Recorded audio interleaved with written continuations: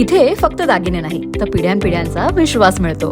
परंपरेची झळाळी आणि विश्वासाची खात्री. कैलास अडगावकर ज्वेलर्स, दत्त मंदिर bus stop, Nashik road. IPS तेजस्वी सातपुते यांचे राजकीय संबंध पाहता आमचा अशी शंका उपस्थित होत आहे की प्रशासकीय अधिकारी, राजकीय लोक यांना क्लीन चिट देण्यासाठी हे सर्व त्यांना नियुक्ती केली जाते का काय, अशी शंका उपस्थित होत आहे. त्यामुळं हे सगळं महिलाविषयी सेन्सिटिव्ह मुद्दा असताना यांना चौकशी देणं हे थोडं धोकादायक वाटतं. मुख्यमंत्री महोदयांनी देखील यामध्ये थोडं गांभीर्यानं घ्यावं असं आमचं मत आहे.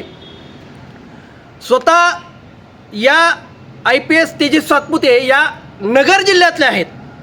लक्षात घ्या, नाशिक झोनमध्ये घडले, नाशिकमध्ये घडले. नगर, शिर्डी आणि नाशिक यातील बरेच अधिकारी आणि राजकीय लोक, महिला याच्यामध्ये अडकलेले आहेत आणि त्याच ठिकाणच्या मूळ निवासी असलेल्या या तेजस्वी सातपुते यांची नियुक्ती केली जाते, ही सुद्धा शंका घेणारी गोष्ट आहे असं आमचं मत आहे. अहिल्यानगर जिल्ह्यातले त्यांचं स्वतःचं गाव असल्याकारणानं हे सर्व होतं आहे आणि अधिकाऱ्यांना आणि नेत्यांना हे सगळं क्लीन चिट देण्याच्या हिशोबामध्ये हे सगळं झाले, नियुक्ती झाली असं आमचं मत आहे.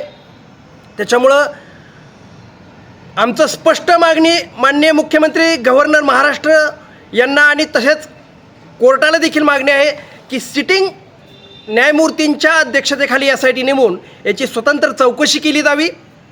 तात्काळ IPS तेजस्वी सातपुते यांच्याकडून SIT प्रमुख म्हणून पदभार काढून घेण्यात यावा. आणि हे जर झालं नाही, मित्रांनो, गंभीरतेने मी अतिशय जबाबदारीने बोलतो आहे, जर असं झालं नाही तर तुम्हाला येईल त्या जून महिन्यामध्ये या तेजस्वी सातपुते अतिशय क्रीम पोस्टवर कुठेतरी बसलेले दिसतील आणि त्यांचा अहवाल गोपनीय ठेवून या सगळ्या प्रकरणामध्ये IPS ऑफिसरचा अहवाल आला आहे असं सांगून हे प्रकरण खराचं रफादफा करण्याचा प्रयत्न शासन आणि प्रशासन करण्याची शक्यता आम्हाला वाटते. म्हणून तात्काळ तेजस्वी सातपुते यांच्याकडून तपास काढावा अशी आमची स्पष्ट मागणी आहे. NCR न्यूजसाठी रोहन दानी, नाशिक.